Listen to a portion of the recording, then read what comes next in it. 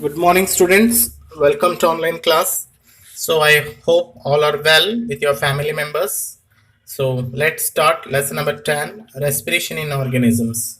So, in this chapter, we discussed about that what is respiration, what are the types of respiration, how do respiration differ from breathing, the gaseous exchange in different organisms, respiratory systems of human, what is the mechanisms of breathing, how do plants respire. These are the topics we discussed in this chapter. Okay, respiration. To perform all these activities of the body, we need energy, and this energy comes from the food we eat. After digestion, the food is brought to the cell where it is broken down into the carbon dioxide and water to release energy. सो हम कोई भी activities कर रहे हैं तो हमें क्या चाहिए? एनर्जी चाहिए. एनर्जी कहाँ से मिल रहा है? सो हम जो फूड खाते हैं वो उससे एनर्जी मिल रहा है. कैसे मिल रहा है? जो हम फूड खाने के बाद डाइजेशन हो जाता है. सो डाइजेशन होने के बाद वो पार्टिकल्स को सेल की तरफ ले जाएगा. सो सेल के अंदर ब्रेक डाउन होकर ग्लूकोज में कन्वर्ट करेगा. फिर उसके साथ क्या क्या रिलीज करेगा? ग्लूकोज ब्रेक डाउन होने के बाद कार्बन डाइऑक्साइड रिलीज करेगा और वाटर रिलीज करेगा.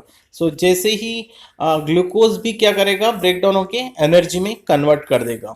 This process is known as a respiration.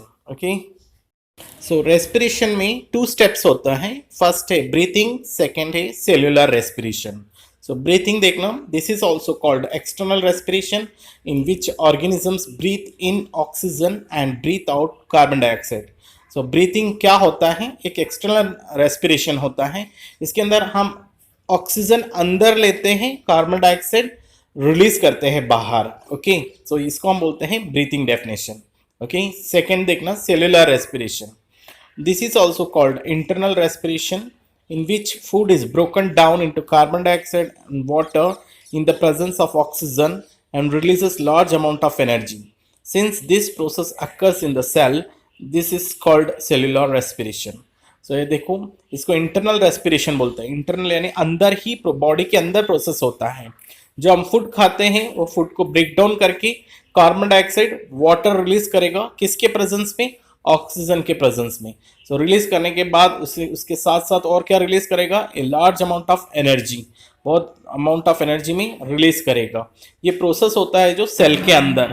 So this is called as a cellular respiration. Okay, सारे ऑर्गेनिजम्स इंक्लूडिंग प्लांट्स रहने दो, एनिमल्स रहने दो या माइक्रो ऑर्गेनिजम्स रहने दो, सबके लिए एनर्जी चाहिए.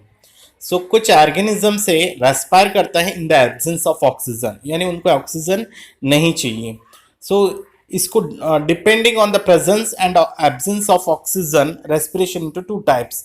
सो एक तो किसी को रेस्पिरेशन करने के लिए ऑक्सीजन चाहिए, किसी को ऑक्सीजन नहीं चाहिए.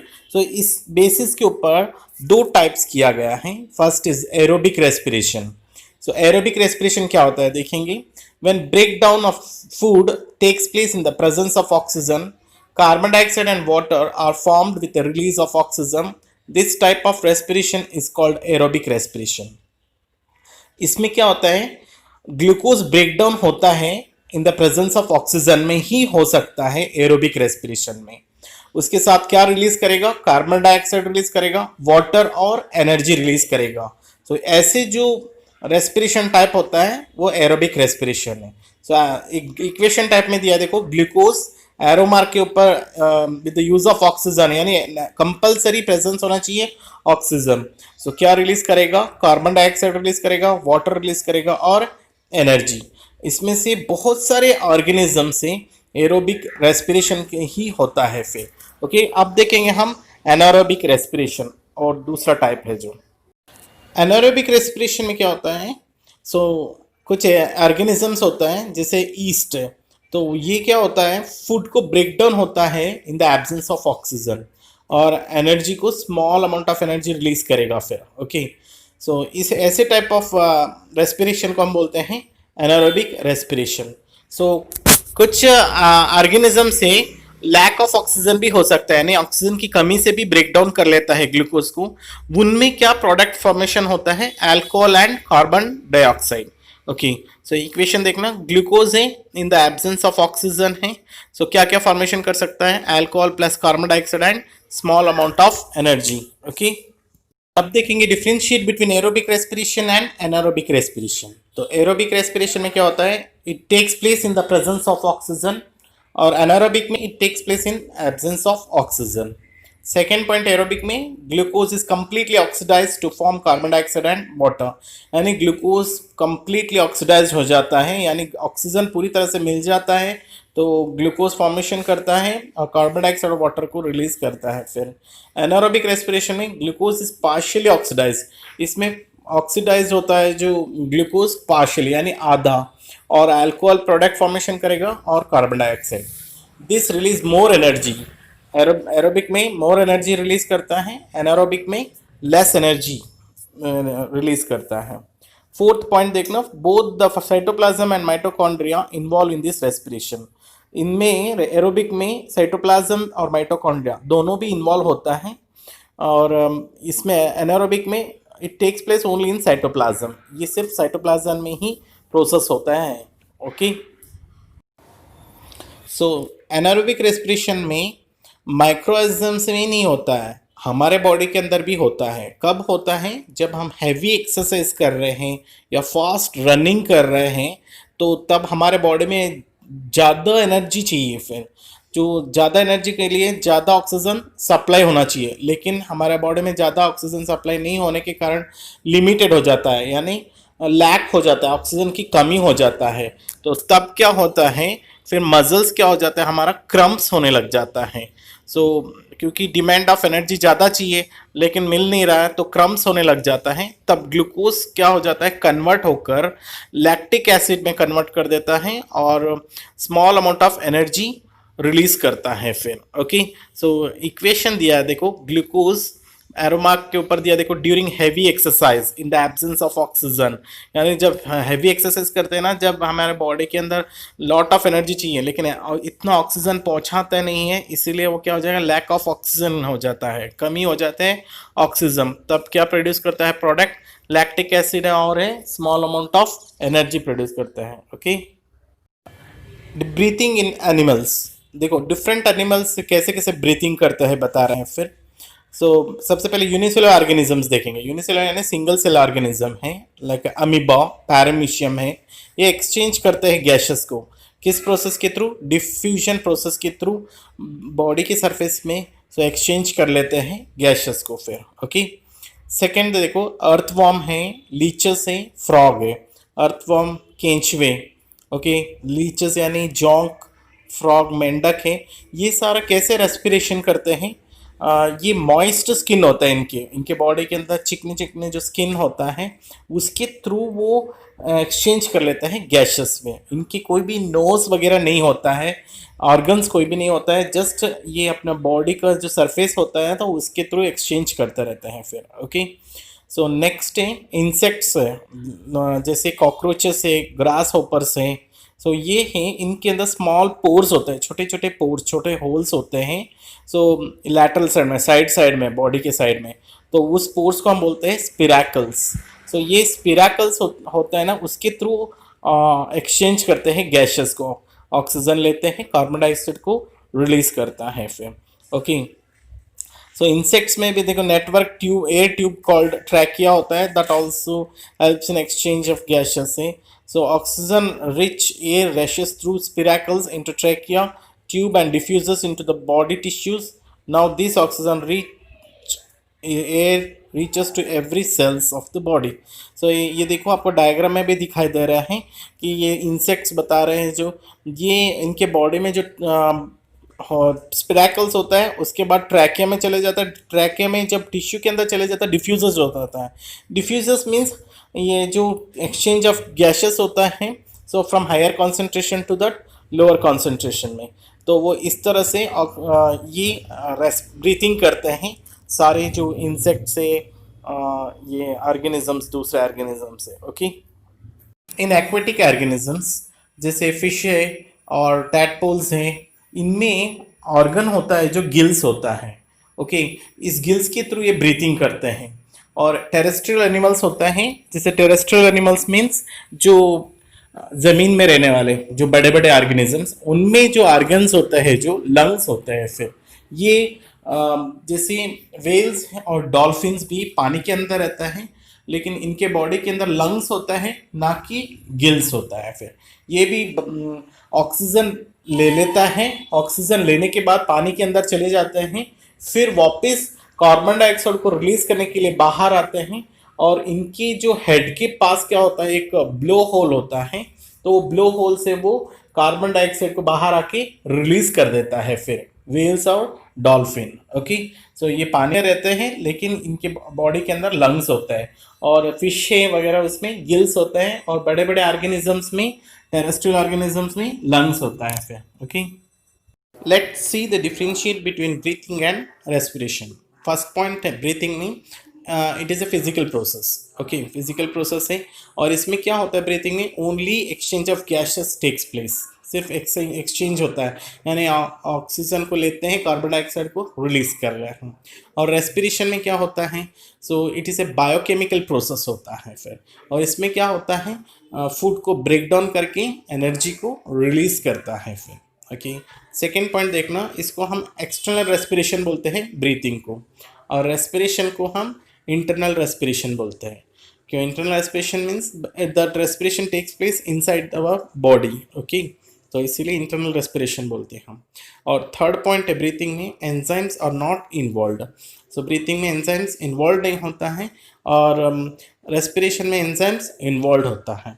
एंजाइम्स का मतलब है एक कॉम्प्लेक्स प्रोसेस को सिंपल प्रोसेस में बदल देता है, उसी को हम बोलते हैं वो enzymes. Okay, human respiratory system. Okay, human respiratory system में स्पेशल सिस्टम प्रेजेंट होता है कि ऑक्सीजन लेने का और कार्बन डाइऑक्साइड छोड़ने के लिए।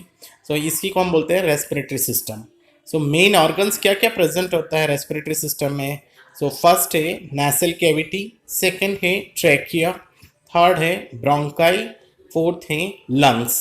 लंग्स तो एक पेयर होता है, एक लेफ्ट साइड होता है, एक राइट साइड होता है फिर। ओके, सो सबसे पहले देखेंगे हम नासल कैविटी। सो नेसल कैविटी यानी 2 होल्स प्रेजेंट होता है हमारे नोज में, तो उसको नेसल कैविटी बोलते हैं। सो इसके थ्रू नॉस्ट्रल्स में एयर चले जाता है, जो हम ऑक्सीजन ले रहे हैं या कार्बन डाइऑक्साइड रिलीज कर रहे हैं, तो वहीं उसी के थ्रू ही बाहर निकलता है। ऑक्सीजन ले रहे हैं तो उसी के थ्रू ही अंदर जाएगा फिर। और अंदर जाने से पहले यहाँ पे होल्स है नॉस्ट्रल्स के अंदर, तो उसमें small small pores hairs present होता है। वो हेयर्स क्या करता है, एयर को फिल्टर करता है फिर। Okay, this is the function of nasal cavity. Second देखना ट्रैकिया, इसको हम विंड पाइप भी बोलते हैं। ये ट्यूब लाइक स्ट्रक्चर्स होता है, ये एयर को जाने के लिए हेल्प कर रहा है, एंट्री करने के लिए लंग्स के अंदर। सो ये जब ओपन होता है, यानी कार्टिलेजेस, ये जो बोन्स होता है, रिंग्स ऑफ कार्टिलेजेस होता है यहाँ पे थ्रोट के अंदर, जो वो ओपन हो जाता है जो एयर पास होते ही फिर। ओके, सो ये है ट्रैकिया। और थर्ड देखो ब्रोंकाई है। ये ब्रोंकाई क्या होता है, ब्रांचेस हो जाता है 2 ट्यूब्स में, तो उसको हम बोलते हैं ब्रोंकाई बोलते हैं, यानी 2 ट्यूब टाइप। आप डायग्राम देखें तो समझ में आएगा, 2 ट्यूब टाइप पे ब्रांचेस हो जाता है। सो उसको हम बोलते हैं ब्रोंकाई है, सिंगुलर में हम बोलते हैं ब्रोंकस। सो ब्रोंकाई है एंटर होता है लंग्स के अंदर। ओके, सो आप देखेंगे लंग्स, लंग्स कहाँ प्रेजेंट है, चेस्ट कैविटी में प्रेजेंट है। सो ये 2 नंबर्स होता है lungs. So each lung surrounded by a double membranous layer called pleura. जो एक एक lungs भी 2 लेयर से सराउंडेड होता है, उसको हम बोलते हैं pleura. Okay, so each lung bronchus branches into smaller tubes. ये ब्रोंकस होता है ना, ये ब्रोंकाई प्लूरल है, ये ब्रोंकस सिंगुलर है, तो एक तरफ एक लंग्स में एक तरफ आ जाता है, दूसरे लंग में दूसरी तरफ चले जाता है ब्रोंकाई। तो एक तरफ होता है जो ब्रोंकस हो जाता है, सो वो ब्रोंकस ही डिवाइड हो जाता है, बहुत सारे ब्रांचेस बन जाता है, स्मॉलर स्मॉलर ट्यूब, उसको हम बोलते हैं ब्रोंकियोल्स। सो ईच ब्रोंकियोल्स, एक एक ब्रोंकियोल्स हैं, सो टर्मिनेट हो जाता है लास्ट एंड पार्ट में, टर्मिनेट में सैक लाइक स्ट्रक्चर होता है, यानी बोरा जैसे स्ट्रक्चर होता है, उसी को बोलते हैं एल्वियोलाई फिर।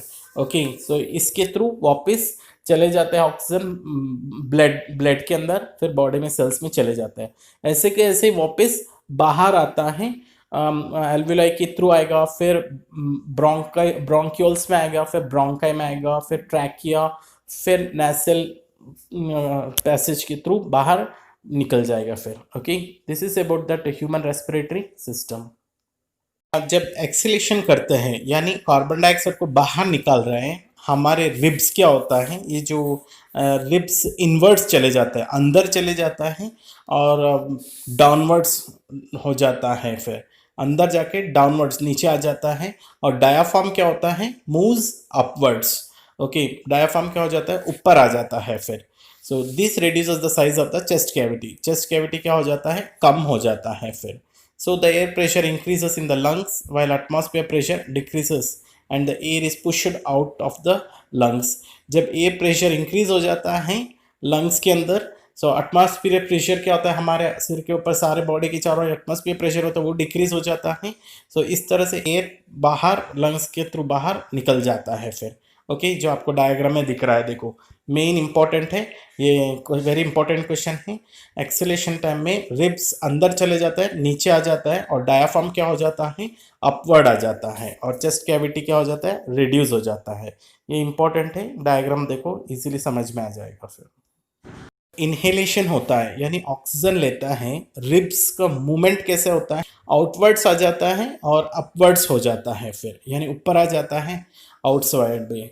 सो डायाफ्राम का क्या होता है, जो diaphragm just below that lungs होता है, फिर लंग्स के जस्ट नीचे होता है, और वो क्या होता है, मूव्स डाउनवर्ड्स हो जाता है जब हम ऑक्सीजन लेते हैं। और चेस्ट कैविटी क्या हो जाता है, इंक्रीज हो जाता है फिर। सो क्यों होता है, एयर प्रेशर होता है इनसाइड द लंग्स डिक्रीज हो जाता है, लंग्स के अंदर एयर प्रेशर होता है डिक्रीज हो जाता है, और बाहर का एटमॉस्फेयर प्रेशर क्या हो जाता है, इंक्रीजेस हो जाता है फिर। सो जब एयर क्या हो जाता है, फास्टली लंग्स के अंदर जाएगा आउटसाइड से। ओके, और लंग्स के अंदर एयर फिल हो जाएगा फिर। सो ये होता है जो इनहेलेशन प्रोसेस में। आप प्रैक्टिकल भी करके देखो, आप जब ऑक्सीजन लेके देखो आपका चेस्ट बाहर निकलता है फिर, और डायाफ्राम क्या हो जाता है, डाउनवर्ड्स चले जाता है फिर। ओके, ये रीज़न है। अब डायग्राम में देखो इजीली आपको इसे समझ में आ जाएगा फिर। Okay, respiration in plants. So plants भी रेस्पिरेशन करता है क्योंकि उनको भी एनर्जी चाहिए। वो एनर्जी कहाँ से मिलेगा, जब फूड प्रिपेयर करेगा फिर। ऐसे ये भी रेस्पिरेशन में क्या लेता है, ऑक्सीजन लेता है और रिलीज करता है कार्बन डाइऑक्साइड। सो वो भी रेस्पिरेशन प्रोसेस ही बोलते हैं उनको भी। सो बट प्लांट्स में क्या है, इंडिपेंडेंटली होता है एक्सचेंज गैसेस करने के लिए फ्रॉम द सराउंडिंग्स पार्ट्स हैं। सो जैसे ग्रीन प्लांट्स में क्या होता है, स्पेशल पोर्स प्रेजेंट होता है। सो वो एक्सचेंज करने के लिए गैसेस को हेल्प करता है, उस पोर्स को हम बोलते हैं स्टोमेटा। तो स्टोमेटा चाहे आप लीव्स में हो सकता है, या ग्रीन कलर जो भी पार्ट्स दिखाई दे रहे हैं सो उसमें भी रहता है, लेकिन जनरली लीव्स में पाया जाता है stomata. Okay, but in non green plants instead of stomata lenticels are present that help in exchange of gases. So non green plants होता है उनमें स्टोमेटा प्रेजेंट नहीं होता है, और उसमें सिर्फ लेंटिसेल्स प्रेजेंट होता है, ये हेल्प करता है एक्सचेंज ऑफ गैसेस के लिए फिर। ओके, तो शूट पार्ट होता है यानी above the ground of the plant part, so उसको हम शूट पार्ट बोलते हैं। सो ये भी ऑक्सीजन लेता है, कहाँ से लेता है, एटमॉस्फेयर से। फिर अंडरग्राउंड पार्ट होता है, अंडरग्राउंड पार्ट मीन्स जैसे रूट्स। सो रूट भी ऑक्सीजन लेता है from air spaces present between the soil particles. Soil particles के बीच में एयर प्रेजेंट होता है ना, उसके थ्रू ऑक्सीजन को लेता है फिर। And one should not over water the plants because water replaces that air present between the soil particles. अगर पानी उसके अंदर साइड में डाल देते हैं तो क्या हो जाता है, एयर बबल्स आके बाहर चले जाता है एयर, उसकी जगह क्या हो जाता है, वाटर फिल हो जाता है फिर। तो इस तरह से कार्बन डाइऑक्साइड को भी रिलीज कर देता है, ऑक्सीजन को ले लेता है फिर। ओके, सो ये प्रोसेस होता है जो प्लांट्स के अंदर भी। ये चैप्टर यहाँ पे एंड हो गया है फिर। ओके, आप अच्छी तरह से वापस सुन लेना। Take care, be safe. Okay.